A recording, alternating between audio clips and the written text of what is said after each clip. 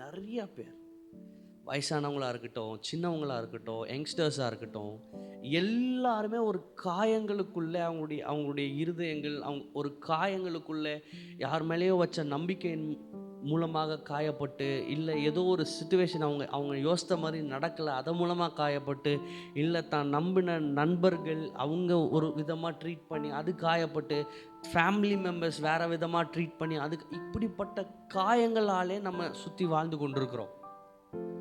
ஆனால் பைபிள் சொல்லுது, நம்ம காயப்படாம இருக்கணுன்றதுக்காக அவர் நம்முடைய நம்முடைய மீறுதல்களை அவர் ஏற்றுக்கொண்டு, நம்ம தப்பு பண்ணோம்ல, அந்த தப்பையெல்லாம் அவர் ஏற்றுக்கிட்டு அவர் காயப்பட்டார்.